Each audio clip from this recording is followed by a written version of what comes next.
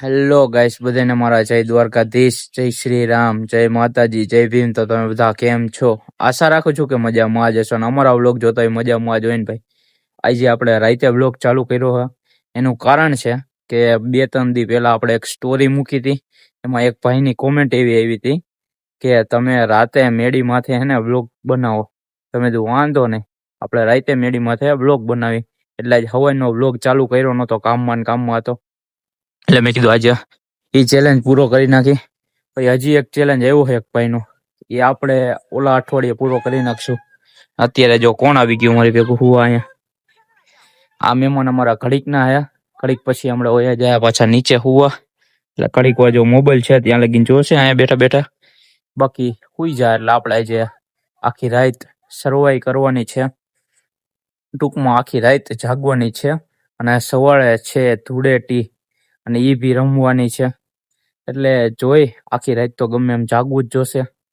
એટલે આપણે આખી રાત આજ જાગશું. નવા જૂની કઈક કરશું બેઠા બેઠા. બીજું તો શું છે એમાં કઈ. એકલો છું એટલે બને એટલું કરીશ. પેલા આને જ્યાં લગીન હે ત્યાં લગીન આનું ધ્યાન રાખી. અમારા પાછું શું છે, પારાપેટ કઈ કરી નથી મેળી માથે. એટલે બહુ ધ્યાન રાખવું પડે છોકરાઓનું. જોઈ લે, ચોમાસું આવે નહીં પેલા પારાપેટ કરવાની છે. ઘણું ખરું કામ કરવાનું છે ઘરનું. એ થોડાક ટાઈમમાં થઈ જશે. મારા પપ્પાએ વાતચીત તો કરી છે, થોડાક ટાઈમમાં થઈ જશે. એટલે એ કોઈ પ્રોબ્લેમ નથી. આપણે હમણાં થોડોક ટાઈમ થયો એનું મકાન બનાવ્યું, એનું થોડું ઘણું કામ રહી ગયું છે, એ પૂરું થઈ જાય. બાકી હવે આપણે ઘડીક વાર આની ધ્યાન રાખીએ આનું ઘડીક વાર, પછી કંઈક આપણે ચાલુ કરી. બંને ત્યાં લગીને વિચારે એમ હે કે ગામમાં જવું છે, પછી જોઈએ આગળ આપણે કંઈક. સારું હાલો, તમે બન્યા રહેજો બ્લોગમાં. નવા આવ્યો હોય તો લાઈક, કોમેન્ટ, શેર અને સબસ્ક્રાઈબ કરી નાખજો. અને બન્યા રહેજો બ્લોગમાં. તો પછી ચીનુબેનને જો આપણે નીચે મૂકી આવ્યા છીએ, એમાં એવું છે કે એને નીચે જ સૂવું પડે. એટલે એને નીચે મૂકી આવ્યા છીએ. અને પાણીની બોટલ એક હારે લઈ લીધી અને એરપોર્ટ લઈ આવ્યો. આપણે 2 મોબાઈલ છે એટલે ઉપાધિ તો આવે એમ નથી. ભગવાનની દયા છે એટલી કે 2 મોબાઈલ આપ્યા છે એટલે વાંધો નથી આવતો. આમાં ઘડીક વાર આપણે ગીત બીત સાંભળી. વાગવામાં કેટલા જોઈ લ્યો, 11:15 થયા હજી તો. આખી રાત કાઢવાની આપણે હજી. આજે 5 વાગ્યા લગીનનો તો મિનિમમ ટાસ્ક પૂરો કરવો જ છે એમ વિચાર છે. 5 વાગ્યા લગીન તો જાગવું જ જોશે અને જાગવાનું જ છે, એમાં વાંધો નથી.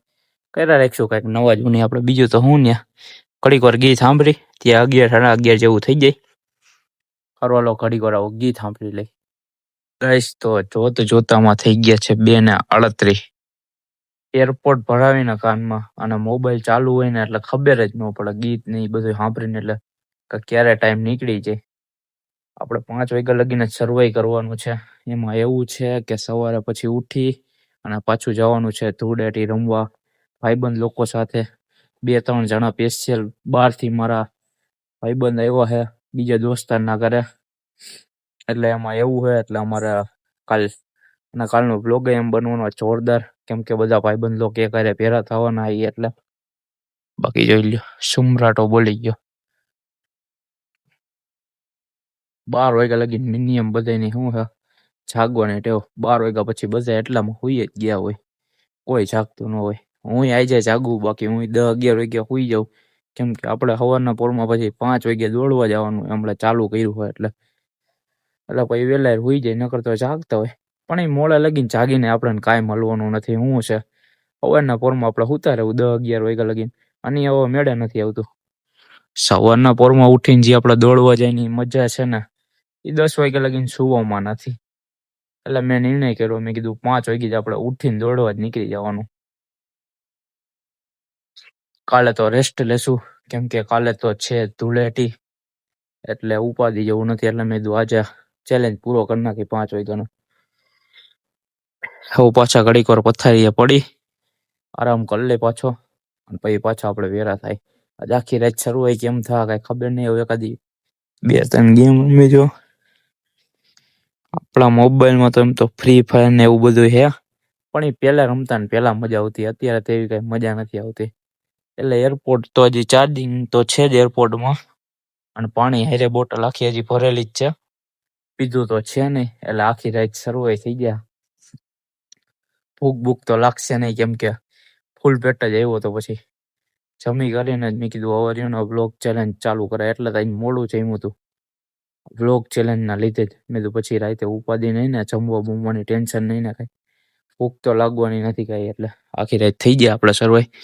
2:30 વાગી ગયા, તો 5 વાગ્યામાં જ ત્યાં શું વાર રહે, એટલે થઈ ગયા આપણે પૂરો. એમાં કાંઈ ટેન્શન જેવી જાય જ નથી કાંઈ વસ્તુ.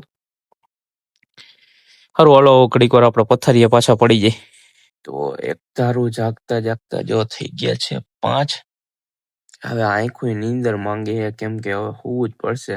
એટલે મળીએ હવે બીજા બ્લોગમાં. ત્યાં સુધી લાઈક, કોમેન્ટ, શેર અને સબસ્ક્રાઈબ કરી નાખજો. હવે મળીએ બીજા બ્લોગમાં.